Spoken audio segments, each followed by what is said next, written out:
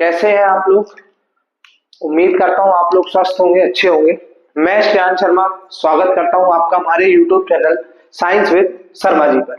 दोस्तों, जैसा कि आप सभी जानते हैं, आज हम class 10th chemistry chapter number 4 carbon and its compound का पार्ट 3 शूट करने जा रहे हैं। ठीक है, चलो। तो हमने अभी तक क्या क्या चीजें पढ़ ली है बेटा। हमने अभी तक जो चीजें पढ़ी हैं उसमें हम पढ़ चुके हैं कार्बन की वर्सेटाइल नेचर के बारे में, why carbon forms covalent bond, इसके बारे में हम पढ़ चुके हैं। ये दो चीजें हमने पढ़ ली। इसके अलावा कार्बन का बेसिक जो स्ट्रक्चर होता है उसको भी हमने पढ़ लिया है। ठीक है, तो आज जो हमारा चैप्टर स्टार्ट होगा वो होगा ऑर्गेनिक कंपाउंड से। कहां से स्टार्ट होगा बेटा? ऑर्गेनिक कंपाउंड से। चलो, अब मैं तुम्हें एक बात बता दूं बेटा, ये पूरा लेक्चर इंपॉर्टेंट है ना। इसमें मैं हर एक टॉपिक, जितने टॉपिक पढ़ाऊंगा वो सारे टॉपिक इंपॉर्टेंट है। चैप्टर लेक्चर जो 3 है, पार्ट 3 जो है ये, और इसके बाद वाले इस चैप्टर में, तो अब यहां से सारी चीजें इंपॉर्टेंट हो जाती। तो जरा ये बताओ कि ऑर्गेनिक कंपाउंड होते क्या है। ठीक है, तो पता किया गया कि भाई ऑर्गेनिक कंपाउंड क्या होता है। तो उन्होंने कहा कि कार्बन के कंपाउंड सिर्फ कार्बाइड को छोड़कर, किसको छोड़कर? कार्बाइड को छोड़कर बाकी कार्बन के ऑक्साइड हो गए। फिर उन्होंने कहा कार्बन के हाइड्रो ऑक्साइड हो गए। ये सारे जो कंपाउंड्स बनते हैं कार्बन के, वो क्या कहलाते हैं? ऑर्गेनिक कंपाउंड कहलाते हैं। यूरिया है, जैसे यूरिया एक ऑर्गेनिक कंपाउंड है। केरोसिन हो गया, ठीक है, केरोसिन। ठीक है, ये सारे कंपाउंड जो होते हैं वो क्या होते हैं? ऑर्गेनिक कंपाउंड होते हैं। ठीक है, ये इसके बारे में ज्यादा नहीं पूछा जाता है बेसिकली। तो अगर आप ऑर्गेनिक कंपाउंड की डेफिनेशन लिखना चाहते हो तो फटाफट से नोट कर लो। आप लिखोगे the compounds of carbon except for carbides. ठीक है, except for carbides, its oxide, its hydro oxides are known as organic compound. ठीक है, जल्दी से लिख लो फटाफट से। यहां से शुरू होता है हमारा main carbon and its compound. चलिए, तो अब मैं आपसे बात करता हूं हाइड्रोकार्बन्स के बारे में भाई। ठीक है, अब यहां से पूरी रामायण शुरू हो चुकी है, जरा ध्यान देना। हाइड्रोकार्बन क्या होता है बेटा? हाइड्रोकार्बन्स, नाम पे जाओ, नाम से डेफिनेशन बना दो जल्दी, फटाफट से जल्दी बनाओ। ठीक है, तो हाइड्रोकार्बन की आप डेफिनेशन क्या लिखेंगे? हाइड्रोकार्बन की आप डेफिनेशन लिखेंगे the organic compounds which contains hydrogen and carbon are known as hydrocarbons। which contains hydrogen and carbon are known as hydrocarbons। ठीक है, एग्जांपल लिख लीजिए इसके। क्या एग्जांपल लिखोगे आप इसके? आप इसके एग्जांपल लिखोगे CH2 हो गया, C2H5 हो गया। ये सारे क्या है? इसके एग्जांपल है। ठीक है, अब ये होते क्या है, ये सारी चीजें मैं भी आपको पढ़ाने वाला हूँ। तो सिंपल हाइड्रोकार्बन होता क्या है? The organic compound which contains hydrogen and carbon are known as hydrocarbons. Basically hydrocarbons को दो ग्रुप में बांटा गया है। जैसा जैसा मैं स्ट्रक्चर बना रहा हूँ आप कॉपी में भी बना सकते हैं, कोई दिक्कत नहीं है डेफिनेशन के बाद। और मैं हर चीज की डेफिनेशन भी लिखवाऊंगा, तो वो सारी चीजें आपको कैरी करके चलना है। अब सुनो, हाइड्रोकार्बन्स में मैंने बोला इसको दो कैटेगरी में बांटा गया है। पहली है सैचुरेटेड और दूसरी है अनसैचुरेटेड। ठीक है, मतलब कि सैचुरेटेड हाइड्रोकार्बन्स और अनसैचुरेटेड हाइड्रोकार्बन, इसमें भी दो टाइप होते हैं। अनसैचुरेटेड में भी दो टाइप होते हैं। एक होता है डबल कोवेलेंट बॉन्ड और एक होता है ट्रिपल कोवेलेंट बॉन्ड। एक होता है डबल, एक सेकेंड देखेगा नहीं शायद, एक सेकेंड। एक होता है डबल कोवेलेंट बॉन्ड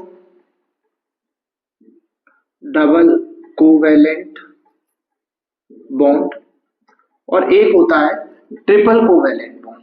ठीक है, ट्रिपल कोवेलेंट बॉन्ड।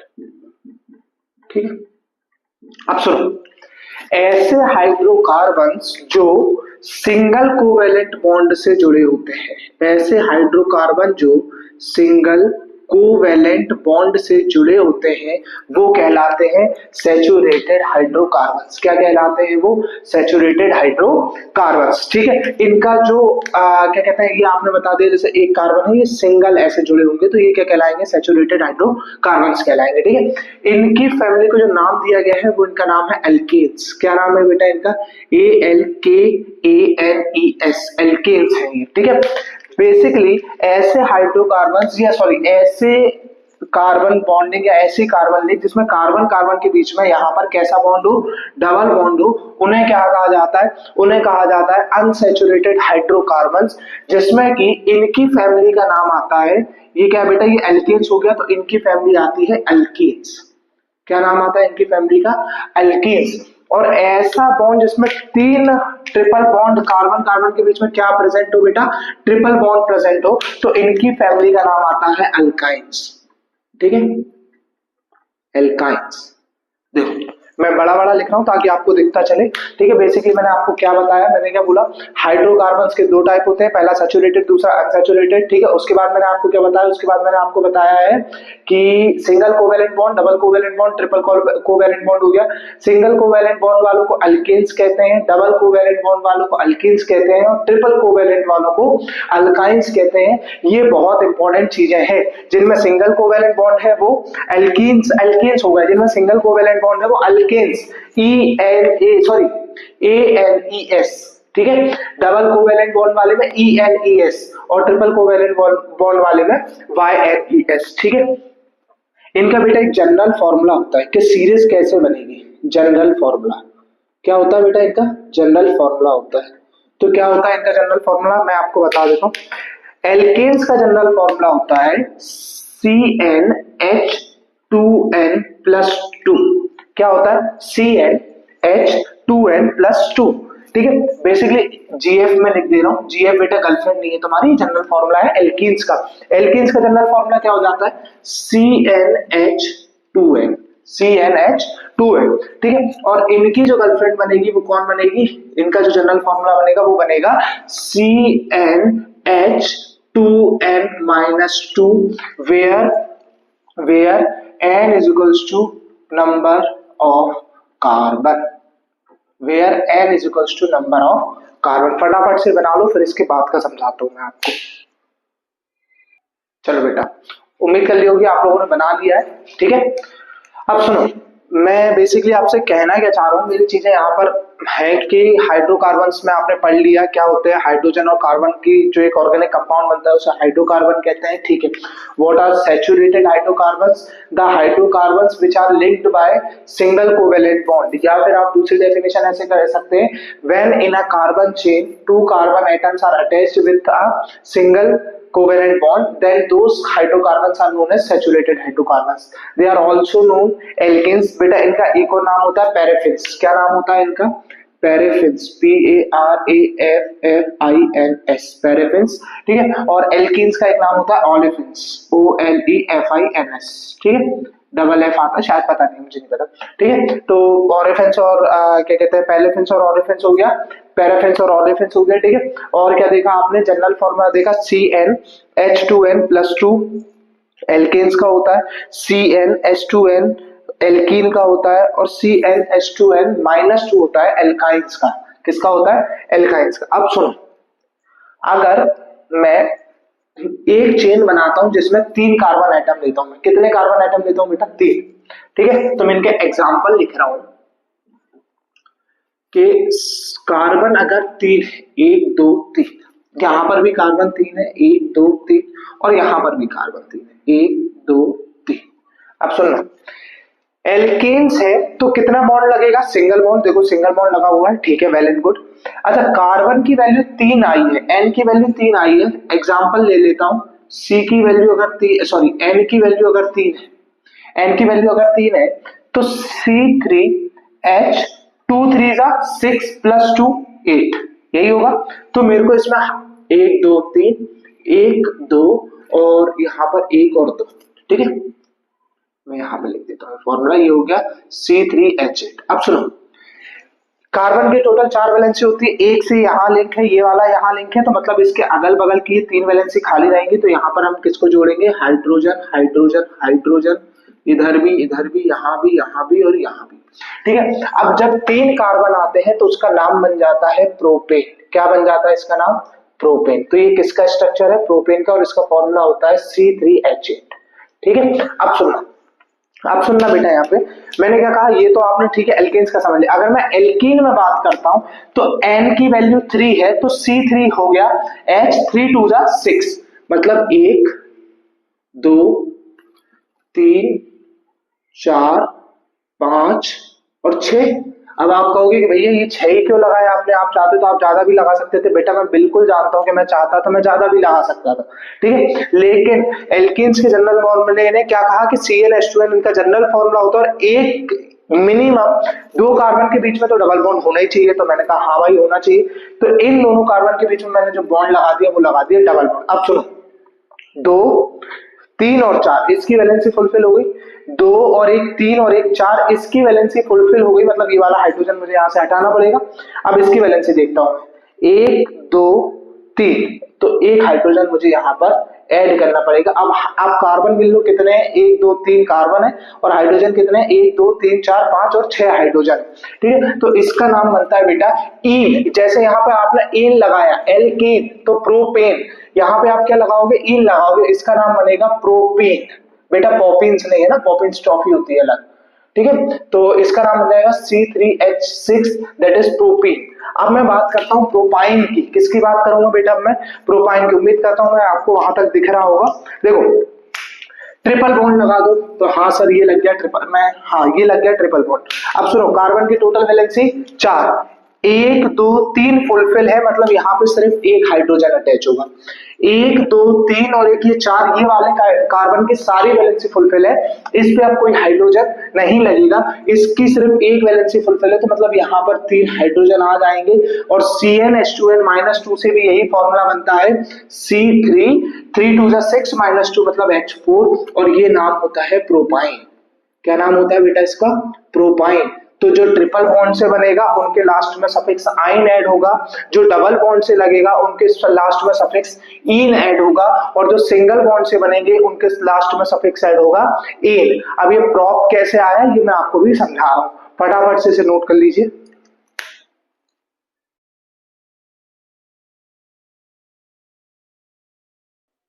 चलो, तो अब हमें देखना है कि कैसे हम कंपाउंड्स वगैरह बनाते हैं। ठीक है, तो मैंने आपके सामने फिर से बोर्ड को क्लीन करके लिख दिया है, सैचुरेटेड अनसैचुरेटेड।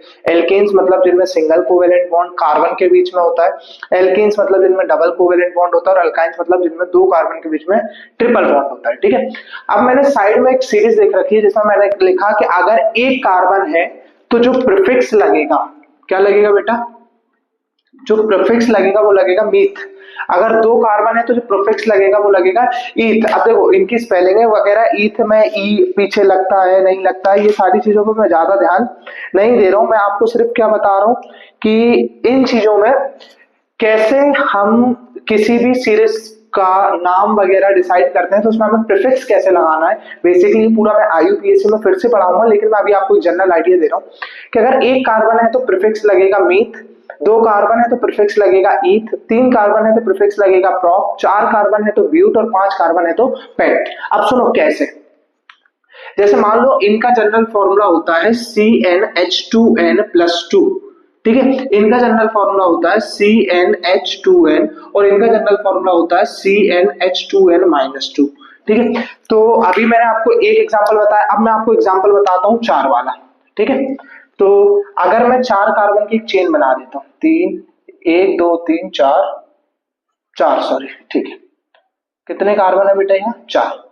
ठीक है, यहां पर भी होने चाहिए 1 2 3 4, और यहां पर भी 4, 1 2 3 4। सिंगल कोवेलेंट बॉन्ड, यहाँ पे एक में डबल लगा दो, चलो मैंने मान लो बीच में लगा दिया, और एक यहाँ पे ट्रिपल लगा दो, तो ये मैंने ट्रिपल लगा। अब इनकी बची हुई वैलेंसीज बनाओ, कैसे बनाओगे बची हुई वैलेंसी, जैसे एक फुलफिल है मतलब इसके पास अभी 3 बची होंगी, हाँ, इसकी 2 फुलफिल है मतलब अब सिर्फ कितनी बची होंगी, 2 बची होंगी। इसकी 2 फुलफिल है मतलब अब सिर्फ 2 बची होंगी, और इसकी 1 फुलफिल है मतलब इसके अगल बगल 3 लगेगा। ठीक है, अब सुनो, इस वाले कार्बन की मात्र एक फुलफिल है तो इसके अगल बगल 3 लगेंगे। ठीक है, दो और एक 3, इस वाले कार्बन की 3 वैलेंसी फुलफिल है मतलब सिर्फ एक हाइड्रोजन लगेगा। इस वाले कार्बन की 2 और एक 3 वैलेंसी फुलफिल है मतलब सिर्फ एक हाइड्रोजन लगेगा, क्योंकि टोटल कार्बन की वैलेंसी 4 होती है। एक यहाँ पर फुलफिल है तो यहाँ कितने लग जाएंगे बेटा, 3 लग जाएंगे। ठीक है, इधर आओ, एक फुलफिल है तो 1 2 3 4। ठीक है, अब सुनो, 1 2 3 और एक ये 4, इसके चारों फुलफिल है। कितने फुलफिल है बेटा, इसके चारों फुलफिल है। और जब चारों फुलफिल है तो इस पर कोई हाइड्रोजन नहीं लगेगा। इसको देखो, 1 2 3 और एक ये 4, इसके भी चारों फुलफिल है तो इस पर भी कोई हाइड्रोजन नहीं लगेगा। इसका एक ही फुलफिल है तो इस पे कितना हाइड्रोजन आ जाएंगे बेटा, आपके 3 हाइड्रोजन। ठीक है, तो फॉर्मूला क्या बना आपका, यहाँ पे आपका फॉर्मूला बना 1 2 3 4 C4, और या पहले यहां से बना लो, C अगर 4 है तो 4 2 8 प्लस 2 10, 1 2 3 4 5 6 7 8 9 10, C4H10। ठीक है, अब सुनो, अभी एक मिनट रुक जाओ, इसका क्या बना, C4H8, C4H8 गिन लो जरा, 3 4 5 6 7 8। ठीक है, इसका क्या बनेगा, C4H8 माइनस 2 मतलब H6। ठीक है, C4H6 तो 3 और 3 6, C4H6। अब सुनो, इतनी चीज क्लियर है आपको। अब सुनो मैं क्या कहना चाह रहा हूं, मैं अब आपको ये बताना चाह रहा हूं कि जब 4 कार्बन आते हैं तो उसका प्रीफिक्स लगता है ब्यूट। क्या लगता है उसका प्रीफिक्स बेटा, ब्यूट। ठीक है, ब्यूट आपका प्रीफिक्स लग गया, और कौन सी सीरीज का है ये, एन वाली, एल्कीन वाली सीरीज का है, तो इसका नाम हो जाएगा ब्यूटेन। क्या हो जाएगा इसका नाम, ब्यूटेन। सिमिलरली जब डबल बॉन्ड लगा होता है तो प्रीफिक्स तो सेम रहेगा, 4 कार्बन मतलब ब्यूट, 4 कार्बन मतलब ब्यूट, लेकिन सफिक्स कैसे चेंज होगा इसका, इसलिए चेंज हो जाएगा क्योंकि डबल बॉन्ड है, डबल बॉन्ड मतलब एल्कीन, तो इसका नाम हो जाएगा ब्यूटीन। क्या नाम हो जाएगा बेटा, वो क्यूटी नहीं बेटा, ब्यूटीन, ब्यूटीन है ना, थोड़ा पढ़ाई पे ध्यान दो। और तीसरा क्या है, H4H6, C4H6 सॉरी, तो C4H6 में आप क्या लिखोगे, कार्बन C4 के लिए प्रीफिक्स तो ब्यूट ही आएगा। ठीक है, लगा दिया BUT, ब्यूट। ठीक है, लेकिन अल्काइन सीरीज का है तो इसका नाम बन जाएगा ब्यूटाइन। क्या नाम बन जाएगा बेटा इसका, ब्यूटाइन। फटाफट से नोट डाउन कर लो, ये आपका एक एक एग्जांपल भी हो गया। चलो बेटा, चलो अब सुनो, एक इंपॉर्टेंट चीज है, एक इंपॉर्टेंट नोट टाइप का है जिसको आप भी लिख लो और मैं आपको समझाना भी चाहता हूं कि एल्केन सीरीज का जो फर्स्ट मेंबर होगा, एक सेकेंड, एल्केन सीरीज का जो फर्स्ट मेंबर होगा, फर्स्ट मेंबर जो होगा वो होगा मीथेन। क्या होगा बेटा, मीथेन।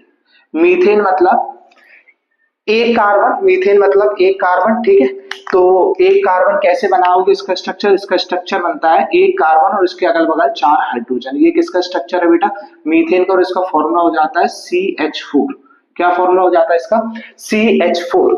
लेकिन जब आप बात करते हैं एल्कीन सीरीज की और अल्काइन सीरीज की, किसकी बात करते हैं आप, जब आप बात करते हैं एल्कीन सीरीज की और अल्काइन सीरीज की, तो इसका जो फर्स्ट मेंबर बनता है वो बनता है इथेन। क्या बनता है बेटा, इथेन। और इनका जो फर्स्ट मेंबर बनता है वो बनता है इथाइन। क्या बन जाता है इसका फर्स्ट मेंबर बेटा, इथाइन। इथाइन मतलब मिनिमम कितने कार्बन होते हैं इनके पास, 2 कार्बन, क्योंकि डबल बॉन्ड लगाने के लिए मिनिमम हमें 2 कार्बन की रिक्वायरमेंट, और ट्रिपल बॉन्ड लगाने के लिए भी मिनिमम हमें कितने कार्बन की रिक्वायरमेंट होती है, 2 कार्बन की। इसीलिए एल्केन सीरीज का फर्स्ट मेंबर मीथेन होता है, लेकिन एल्कीन सीरीज का first member ethane, sorry ethane लिखा है मैंने, इथीन होता है। क्या होता है ये थोड़ी बहुत मिस्टेक आप देखते रहिएगा, इन है तो ये क्या है, इथीन होता है। अब इथीन का फॉर्मूला क्या बनेगा, C2, C2H2 4, तो इथीन का फॉर्मूला बन जाता है C2H4, और इथाइन का फॉर्मूला बन जाता है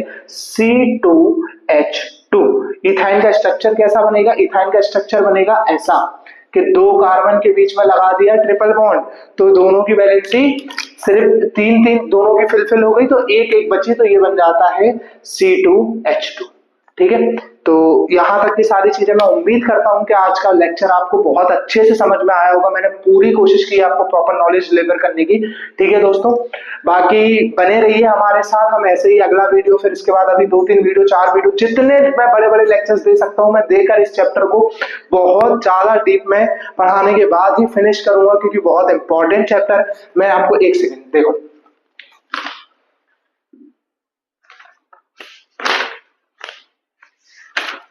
ये देखो, ये मैं बेसिकली 2025 की परीक्षा बोर्ड है एमपी बोर्ड के लिए, आप इसमें क्वेश्चंस देखो। ये राइट नेम मॉलिक्यूलर फॉर्मूला, यहाँ पे मैं उम्मीद करता हूँ कि आप लोगों को दिख रहा होगा, या फिर आप जूम करके भी देख सकते हो। ठीक है, आपको स्ट्रक्चर से ही समझ में आ रहा होगा कि ये क्या क्या चीजें हैं। देखो, ये देखो, पूरा as it is carbonates compound, कहीं से भी क्वेश्चन बना देता है भाई। ये रहे डॉट स्ट्रक्चर वगैरह, ये रहे देखो आपकी पूरी चेन बनी हुई है, ये ब्रोमोपेंटेन वगैरह की सारी चीजें मैं आपको पढ़ाऊंगा बहुत आसानी से, और बहुत सारी चीजें बहुत डीपली मैं समझाऊंगा आपको। ठीक है, तो बने रहिए हमारे साथ। चैनल को जितना ज्यादा हो सकता है लाइक शेयर सब्सक्राइब और कमेंट उस पर करते रहिए, ताकि मेरा भी जोश बना रहे आप लोगों को पढ़ाने का, है ना। एग्जाम नजदीक है तो अपनी जो रिवीजन सीरीज है उसको भी स्टार्ट कर दीजिए। ये चैप्टर हमारा केमिस्ट्री का लास्ट चैप्टर है, तो हम कोशिश करते हैं कि आपकी केमिस्ट्री का जो पोर्शन है वो पूरा खत्म हो जाए। ठीक है दोस्तों, तो आज के लिए सिर्फ इतना ही, है ना। बहुत जल्द मिलेंगे अगले लेक्चर में, जब तक अपना ध्यान रखिए। जय हिंद, जय भारत, जय जवान, जय किसान।